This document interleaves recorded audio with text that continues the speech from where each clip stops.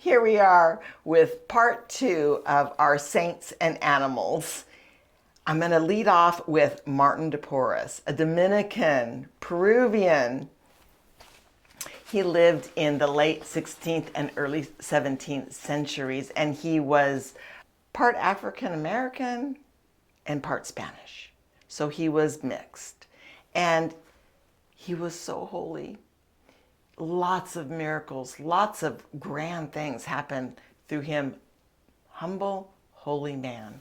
But one of the attributes was that he had a heart for animals and he could communicate with them. So he had like a hospital. He was a barber, and in those days the barber cut your hair, but they stitched your skin too. They learned medical arts and herbs. It's very strange, but that's the way it was. But he applied this to the animals too, and he had set up a little hospital for them where dogs and cats or whatever would come. But animals would actually show up at his cell, sometimes wanting to be healed, and he'd let them stay there until they were well and then could go back. There are several stories with him.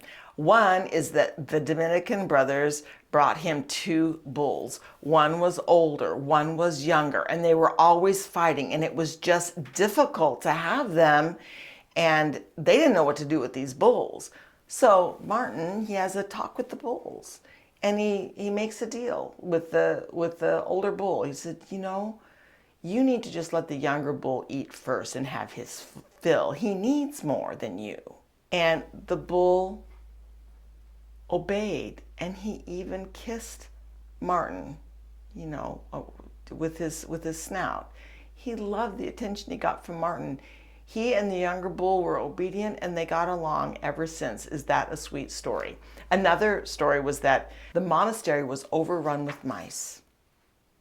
And so he talks to the mice. He says, you know what?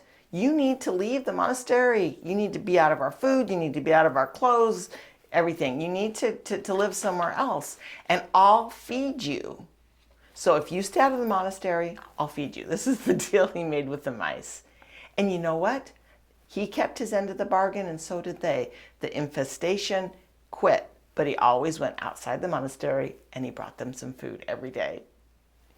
Another time, there was the monastery, the Dominicans, they owned some animals. They owned a turkey, and a man who wanted that turkey, wanted to eat the turkey. He stole it, and he took it home. So Martin goes to his home, and the man comes to the door, and he says, I know you stole the turkey. You need to give it back. You need to repent. It's sinful to steal.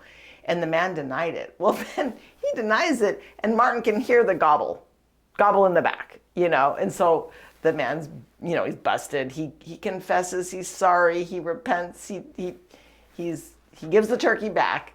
And so the turkey then it never did have to get eaten. It became Martin's companion. It just hung out with him. It just was so devoted to him after that. Another time, there was a dog. It was brought to him, and this dog had been badly injured. It had a wound, like a sword wound or something. And so it was brought to him. And so he didn't really stitch it up or do anything. He just put some salve on it and prayed over it. And it was dying. And immediately in front of everybody, the dog was healed. It jumped up, it licked him. It was so grateful and happy. And he told it, now you don't go get into any trouble. Go home to your master. It's interesting stories with him. Martin de Porres is kind of like what we would say the Dominican version of St. Francis, but there's actually many more stories with him and animals than with St. Francis. We've got St. Francis of Assisi, preaching to the birds and nature and being one with them, or also the wolf that was going to attack everybody, and he just talks to him, Brother Wolf, and suddenly the wolf is tame. That's another example of preternatural gifts, like I talked about in the other show. But Martin de Porres, really, he did take care of animals. He had his little hospital set up, and he did. And so he is the patron saint of mixed race peoples, barbers, innkeepers, public health workers, and all seeking racial harmony and the patron saint of animals. Next, I want to talk about Saint Therese of Lisieux. When she was a girl living at home still, she wanted a furry beast, and her dad found one, a dog, a Springer Spaniel for her. And he did a little research. He wanted to get a good dog for his daughter. And the dog's name was Tom. And I'm showing a picture of Tom and Celine. We don't have a picture of Tom with Therese, but it was her dog. And so she would feed him and pretend that he really needed her to survive. And he played the games. He played dolls with her. This dog was devoted to her, loved her. You know, we have a record that when Therese was still young, before she entered the convent, she got to go on a trip to Europe the one time in her life that she left her little town of Lisieux. And during that time, Tom didn't eat. He didn't want to eat when she was gone. That's a very interesting thing. So she goes into the convent, and of course she has to leave Tom. There's another story about Tom at the convent. So you wonder, did Tom just go and hang out there sometimes hoping to hear her voice through the walls or something? I don't know what was going on, but one day she was there to help with the door, letting workmen in to the convent, okay, because they were cloistered. But when she goes to tend the door, Tom is there. And he gets in and he gets under her habit and he doesn't want to leave and he jumps all around her and she's crying, you know. It's just the most tender thing. He just wanted to be with her as close. And they say that Tom often hung out on the steps of the church, you know, and it's because he loved her, you know. And her little furry beast that her dad got for her. And that's just a beautiful story about Therese and her dog. And they say his personality was like, you know, he was a little bit protective of the family. He would mourn when she was gone. And then he still obviously kept as close a tabs as he could on her while she was in the convent. The last story I want to tell you about animals, and this is a really good story. It involves a wolf, it involves 2 lions, and it involves a raven. And this has to do with, in the 3rd century, the first desert fathers, Saint Paul of the Desert and Saint Anthony of the Desert. So Anthony is thought to be the father of the Desert Fathers, like the first one, but he really wasn't. The first one was Paul.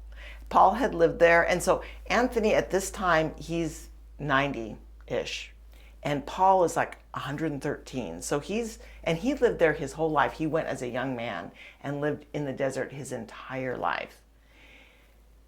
Anthony wants to find Paul, and so he goes searching for him. He doesn't know quite where to find him or how to, but he knew the area that he might be, and he has a dream. It directs him, you know, and so he takes him a few days. He's out in the desert. He's an old man himself, and he's not quite sure, you know, which way to go. And then he sees a she-wolf, and she goes between 2 big mountain boulders, like a little pass that you wouldn't see, and he follows her. And he comes to the place where Paul lives. And Paul has a cave, he has a spring, and he has a date palm. And every day of his life, a raven would bring him a half a loaf of bread. So he lived on dates and bread. And the fronds from the palm tree he wove into clothes, and that's, you know, and he had the spring for water. So that's how he lived.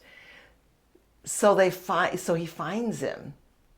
Anthony finds Paul. And it's like this instant friendship.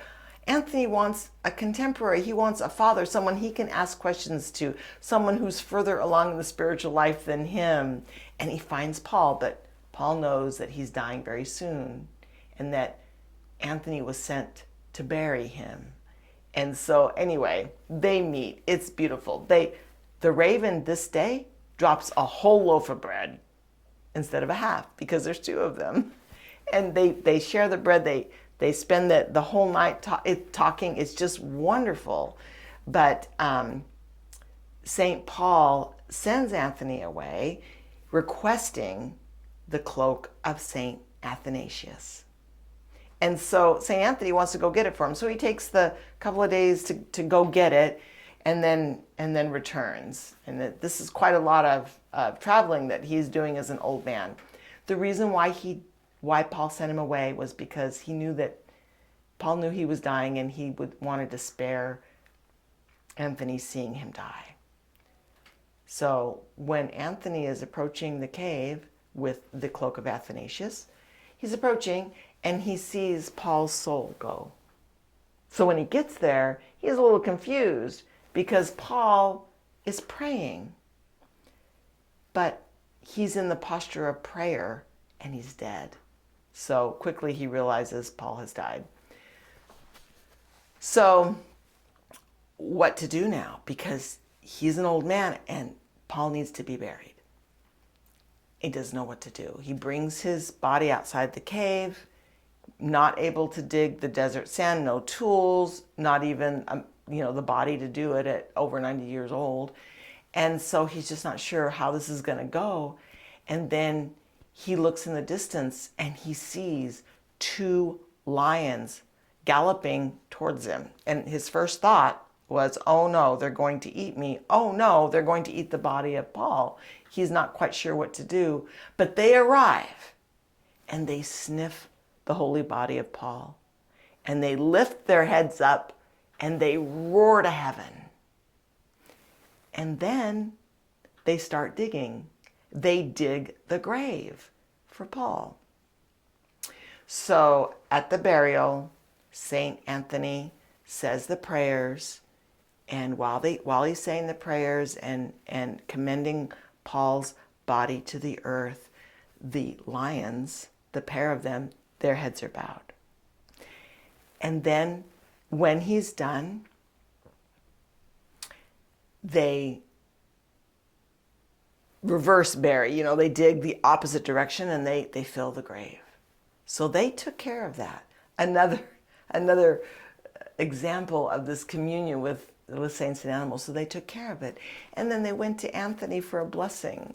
And once he blessed them, then they left.